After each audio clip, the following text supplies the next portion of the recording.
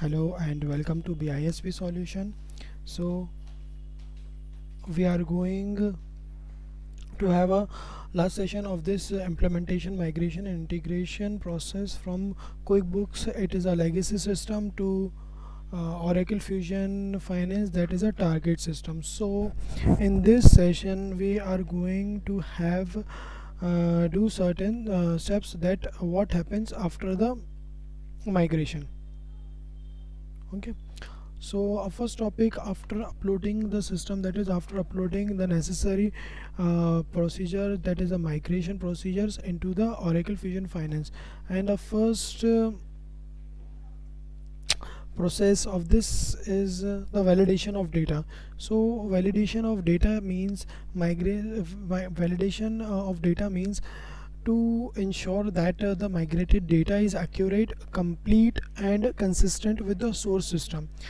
In the context of migration data from QuickBooks to Oracle Fusion, validation is a critical steps to avoid discrepancies and ensure financial integrity. So uh, it has certain components for the validation of data. So it means the first validation, that pre-migration means that the source data should be validated. All suppose we are uploading in the chart of accounts. Okay, so when we are uploading a chart of accounts, every account should be validated correctly by a certain formula used in from the Excel. Then we have to ensure that it is clean and accurate before extraction, and we have to validate that all required fields are exist in QuickBooks. We have to check the duplicate, missing or inconsistent record. We have to verify currency formats, tax codes and account mapping, etc. After that we have to transformation. So we have to ensure that COA, or whether we are uploading the customer, vendors or any other financial dimensions, that are mapped and will be correctly or to Oracle Fusion format. Then we have to validate data formatting structure, bit mapping rules that we have already covered between the quick legacy system and the target system. Then we have to load the validation. So we can see the check for any data truncation, or we have to see the any missing values is there, or any transformation errors, or we have to ensure that data is loaded correctly or not. Then we have to verify it everything. After that the post migration has been done and the UAT has to be done. Okay, so I am going to show you the validation sheet. Okay, so after so suppose your business user asks to show you the validation sheet. So in the COA and in the case of the items validations, we have chosen the and not the exact match, but to the not the exact match, but we have selected the false value, that it can relate to it or not. Suppose here you can see in the COA validation sheet. If you see the vehicle, suppose if I change the vehicles into the some car, okay, then you can see the uploadation of this will be given to be uploaded. But if we change the formula, suppose if we change the formula to 0, that is the exact match. If we change the formula to the exact match, then we will see that it has to not be uploaded, because the HSBC bank 0693 has to be matched. Suppose if I have do change this to cash savings H space HSBC, so you can see the formula shall change to the uploaded. So when you use the exact match, the you have to be very carefully see the QuickBooks common chart of accounts and the Fusion chart of accounts should be matched. Okay, then you can see, here you can see the QuickBooks that we have received from the legacy system, that we have to validate the thing, and here this is the Fusion one that we have uploaded. So to validate these both sheets, we have to prepare the validation sheet here. Okay, so this is how the validation of the chart of accounts has to be prepared. Okay, so let's see another on items. Same as items, we have covered the not the exact but the approximation match, because if you see, when you upload the item that we have seen, that we have to give the name here, description is different, but from the legal system the format comes in that way, so we cannot change the format from the legal system. It can be said it has been tempered or something else. Okay, so when you go in the validation of customers, so here we can use the exact match, because the name of that customers and the vendors should be matched correctly. Okay, so suppose Ethan Brooks, name given ABC. You can see when you change the name of the QuickBooks, it changed to the not uploaded, so it means that the ABC name doesn't exist in the Fusion. So that's why this validation has to be done to, so that the duplication or any error can be rectified and the business end user can understand as well. Okay, so this is how the validation has been done. Okay, here you can see the supplier sheet as well, that if you see on the Charlotte Taylors, if I change the name to any, okay, sorry, so here you also can, the name can be given as well. Okay, so if you give this, it should be given as not uploaded. Okay, so that's how we can provide this name, this validation sheet correctly. Okay, okay, it's done. So this is how the validation sheet is done. So after validating, then we have to provide the unit test cases or unit test scripts. So what is unit testing? Unit testing is a software testing method where individual components or functions of a program are tested in isolation. Okay, here it means that we are testing, suppose we tested two records, whether it has to, it means sampling testing. So if we can record the two testing and it has been successfully done, then we can see that our first test case has been correctly done, and then we are uploading the whole record. Okay, so if it has been done successfully, then we can say that it has been done. So we have to provide the name of the tester, the role of the tester, the date and everything. That I'm going to show you the Excel sheet how can it will be prepared. Okay, okay, test one functionality means that it keep test cases isolated. It provide test case names that clearly indicate the purpose. It set up, execute and verify as well. Okay, it is test all possible inputs, including what are the edge cases or not, and it also provide framework likes, etc. Okay, so that's why we can use the test cases. And unit test scripts is like that, what is the script of a particular test. When we have create the test, suppose we are uploading the chart of accounts, we are migrating the chart of accounts, so it will give you the navigation. It means it provide the navigation. Okay, it provides the navigation to a particular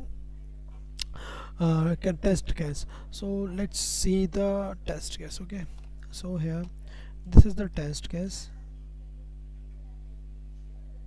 as a test case. So suppose we are just providing COA hashtag 1, that is a serial number 1.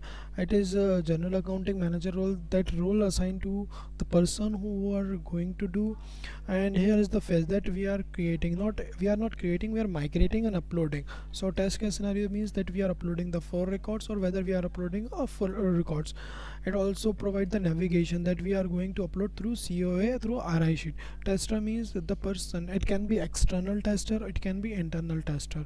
And okay, so this is how the testing. So comment by, suppose if the tester is uploaded, if tester see the the case has been uploaded correctly, it give you the says it is uploaded successfully. If not, then it will give you that it shows an error. So status will be pass and its status will be fail in case of any error.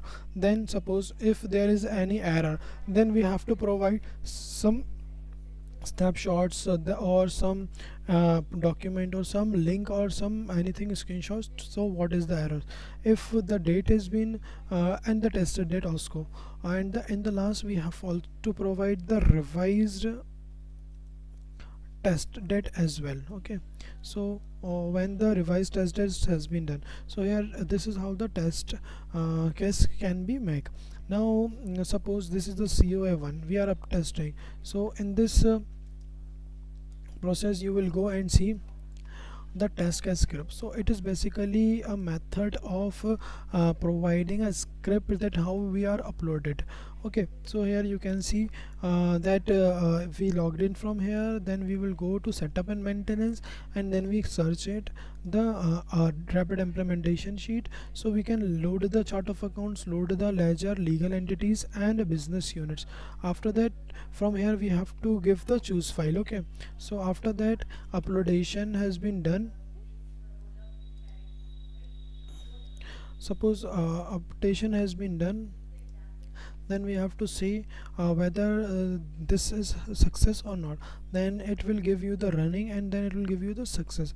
After that it will give you the success generated. So this is the script that we have to provide it. Okay, provided for the validation of data.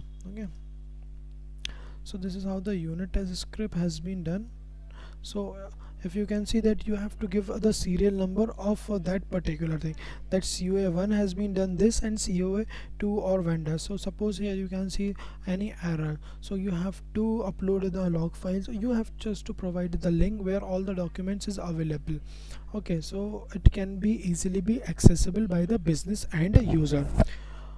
So this is how the test script has been done. Okay, so after that we will go to the user acceptance testing. So in the user, this is all the user acceptance testing part, but it is a unit testing part, and that is a validation testing part. Now user acceptance test, it means it is the final phase of software testing where end users validate validate whether the system meets business requirement, is ready for production. It ensures that the software is functional, user friendly and meet all the specified requirements. So here it means that user acceptance, this is all the part of the user acceptance test. After that testing, user will say that the project is go on and it will go to the production test.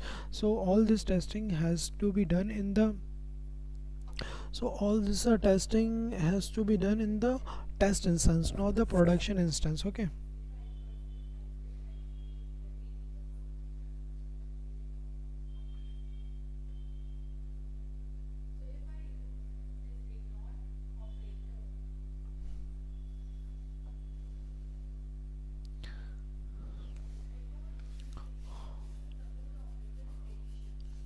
so now after that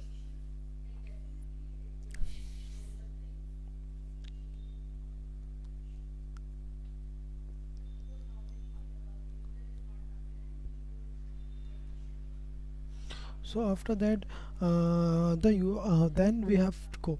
So it means that the post migrations will come. So in the post migration, after that we have to see, this is a part of the validation test. In the post migration, then we have to run the system along with the legacy system parallelly, whether the system is integrated correctly according to the business user end. So then the things that suppose if it asks to upload the general, so in the general you can upload it like this. Okay,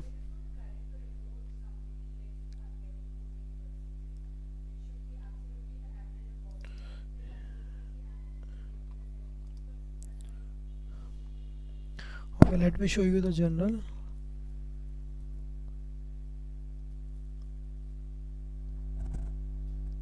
Okay,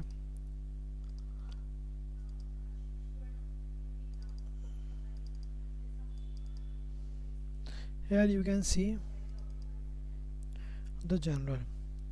So from the source system that we have received this general, suppose if we are taking only the two documents, then we have to make the mapping sheet as we all as we have as we create the mapping sheet of all the things. So after mapping this sheet, then we have to upload the general we have to upload the general to the spreadsheets. Then it will give you the flow of the updation that this general has been done.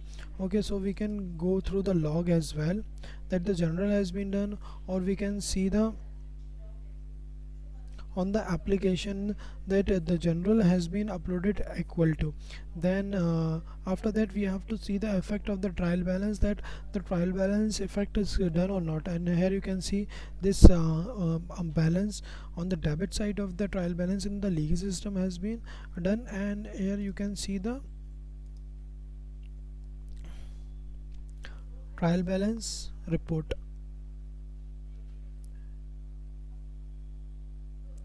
Here you can see the trial balance report, that the 1400 and it's 100 has been uploaded from the into the system. Okay, so this is how the post migration done has been done. Okay, let's close this. Then after that post migration, then if any error comes, suppose any error come in the legacy system and in the suppose any error come in the Oracle, that is the target system, that there is any error. Okay, then you have to rectify those error, that what is the error come. Suppose the application is updated, okay, and we don't know. Okay, then we have to rectify the error and correct it, and we have to inform the user and that this error is come because of any error. Okay, then we after that we have to provide the user guidance to the user guidance to the user guidance to the business user, that what are the steps that he has followed. Okay, so user guidance here means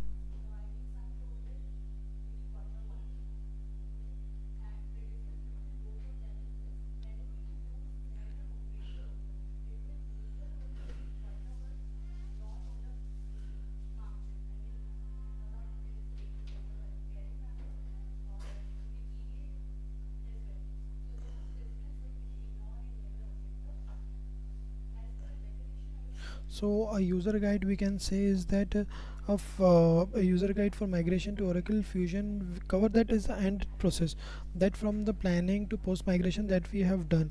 So all the phases related to the planning, separation or migration or post migration or go live readiness, all has to be done in the user guide. Then after providing the user guide, we will give the support and maintenance to the project, and this is how the process has to be done of. So here we can complete it, the implementation and migration and the integration. So thank you for joining this process of end-to-end implementation, migration, integration process, and here we end. So thank you for joining.